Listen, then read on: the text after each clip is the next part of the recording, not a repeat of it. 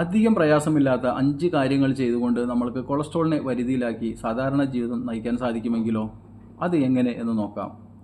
അതിലാദ്യം നമ്മൾ ചെയ്യാനുള്ളത് നമ്മളുടെ സ്റ്റൊമക്കാണ്. നമ്മളുടെ സ്റ്റൊമക്ക്, നമ്മുടെ വയറ്, ആമാശയത്തിനെ ശ്രദ്ധിച്ചുകൊണ്ട് നമ്മളുടെ വയറിനെ ക്ലീൻ ചെയ്യുന്ന, അല്ലെങ്കിൽ അഴുക്കുകൾ വരാത്ത രീതിയിൽ ശരിക്കുള്ള ദഹനത്തെ സഹായിക്കുന്ന രീതിയിലുള്ള ആഹാരങ്ങളാണ് നമ്മൾ കഴിക്കേണ്ടത്. സ്റ്റൊമക്കിൽ ഗട്ട് ബാക്ടീരിയ ഉണ്ടാകുന്നതും ആ ഗട്ട് ബാക്ടീരിയ നമ്മളുടെ ആഹാരത്തെ ശരിക്ക് ദഹിപ്പിച്ച് ആരോഗ്യകരമായിട്ടുള്ള ആ ഒരു ശരീരം ഉണ്ടാക്കാൻ സഹായിക്കുന്നത് നമ്മൾ തന്നെയാണ്. അപ്പോൾ ആ ഒരു അവസ്ഥ നമ്മൾ ഉണ്ടാക്കി കൊടുക്കണം. അതിന് ഹെൽത്തി ഫുഡ് വേണം. അതെന്താണെന്ന് പറയാം. രണ്ടാമത്തത് ഹീറ്റാണ്. നമ്മൾക്ക് അത്യാവശ്യം നല്ല ചൂട് വേണം ശരീരത്തിൽ.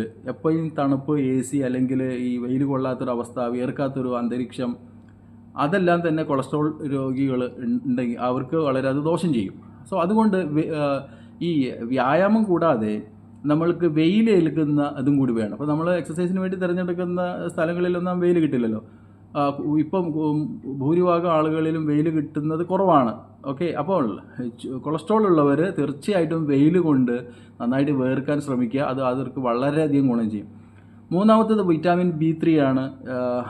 ബി കോംപ്ലക്സ് വൈറ്റമിനുകളിലെ ഒന്നാണ് നിയാസിൻ എന്നറിയപ്പെടുന്ന വിറ്റാമിൻ B3. ഇത് കൊളസ്ട്രോൾ രോഗികൾ വളരെയധികം ഗുണം ചെയ്യുന്നതാണ്. അത് ഹൃദയധമനികളെ സംരക്ഷിക്കുകയും ദഹനത്തെ സഹായിക്കുകയും ഭക്ഷണത്തെ ഊർജ്ജമാക്കി മാറ്റി നമുക്ക് ഊർജ്ജം പ്രദാനം ചെയ്യും. എല്ലാം തന്നെ ഒരുപാട് ഗുണങ്ങളുണ്ട് ഇതിനകത്ത്, ഈ വൈറ്റമിൻ B3. അതുകൊണ്ട് വൈറ്റമിൻ B3 ഉള്ള ഫുഡ് എന്താണ്? അത് നമ്മൾ തീർച്ചയായിട്ടും കഴിക്കണം. അത് നോൺ വെജിൽ ധാരാളമുണ്ട്. എന്നാൽ കൊളസ്ട്രോൾ രോഗികൾക്ക് നോൺ വെജ് അത് റിക്വയർമെൻ്റ് അല്ലാതെ നിർദ്ദേശിക്കുന്നില്ല. അതുകൊണ്ട് വൈറ്റമിൻ അടങ്ങിയ ആഹാരങ്ങൾ പറയാം. നാലാമത്തേത് എക്സസൈസ് തന്നെയാണ്. എക്സസൈസ് നമ്മൾ ചെയ്യുന്ന രീതിയുണ്ട്. അപ്പോൾ എക്സസൈസ് നിർദ്ദേശിക്കുമ്പോൾ ഓടിപ്പോയി ട്രെഡ്മില്ലുള്ള ഇതിലൊന്നും കയറിയിട്ട് ചെയ്യേണ്ട കാര്യമില്ല. ഫ്ലോർ എക്സസൈസുകൾ അല്ലെങ്കിൽ മറ്റുള്ള വ്യായാമങ്ങളെല്ലാം ഉണ്ട് ലളിതമായിട്ട് ചെയ്യാൻ പറ്റുന്നത്. ജിംനേഷ്യത്തിൽ ആണെങ്കിലും അല്ലെങ്കിൽ എല്ലാം തന്നെ നമുക്ക് ചെയ്യാവുന്നതുണ്ട്. അപ്പോൾ അതുകൊണ്ട് എക്സസൈസ് വളരെ ഇമ്പോർട്ടൻ്റ് ആണ്. വ്യായാമം എന്ന് പറയുമ്പോൾ അധ്വാനം നല്ല രീതിയിലുള്ളവർക്ക് കുഴപ്പമില്ല, മറ്റൊരു വ്യായാമത്തെ അവിടെ പറയുന്നില്ല. അല്ലെങ്കിൽ വ്യായാമത്തിലോട്ട് നിങ്ങൾ പ്രവേശിക്കേണ്ടതാണ്. അഞ്ചാമത് സ്ട്രിക്റ്റ് ഡയറ്റാണ്.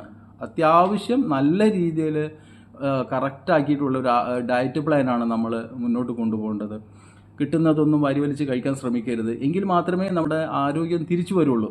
എന്തൊക്കെ ആഹാരമാണ് നമ്മൾക്ക് കഴിക്കാൻ ഉള്ളത്, എന്തൊക്കെ അവോയ്ഡ് ചെയ്യാം, എങ്ങനെ നമുക്ക് പാചകം ചെയ്യാം, ടേസ്റ്റി ആയിട്ടുള്ള ആഹാരങ്ങളെല്ലാം തന്നെ ഉണ്ട്. അതെല്ലാം നമുക്ക് സ്റ്റെപ്പ് ബൈ സ്റ്റെപ്പായിട്ട് പറയാവുന്നതാണ്. അപ്പോൾ ഈ കൊളസ്ട്രോളിൽ ചെയ്യേണ്ട 5 ബേസിക് കാര്യങ്ങളാണ് ഇപ്പോൾ പറഞ്ഞത്. ഇനി ആറാമത്തെ ഒന്നുണ്ട്. ആറാമത്തെ എന്താണെന്ന് വെച്ചാൽ അത് എന്നെ ഫോളോ ചെയ്യുക, എൻ്റെ ചാനൽ സബ്സ്ക്രൈബ് ചെയ്യുക എന്നുള്ളതാണ്. അത് നിങ്ങൾ തമാശയായിട്ട് കാണണ്ട. കാരണം ഈ കാര്യത്തിൽ ഇതിൻ്റെ പാർട്ട് നെക്സ്റ്റ് വരണമല്ലോ. അത് നിങ്ങൾക്ക് കിട്ടണമെങ്കിൽ അത് ചെയ്തേ പറ്റൂ. സോ നിങ്ങൾക്കിത് ഡൗട്ട് ഉള്ളത് നിങ്ങൾ ചോദിക്കൂ, ബാക്കി ഞാൻ പറയാം കേട്ടോ. Thank you very much. എൻ്റെ പേര് സയ്യിദ് എന്നാണ്, ലൈഫ് സ്റ്റൈൽ ഫിറ്റ്നസ് കോച്ച്.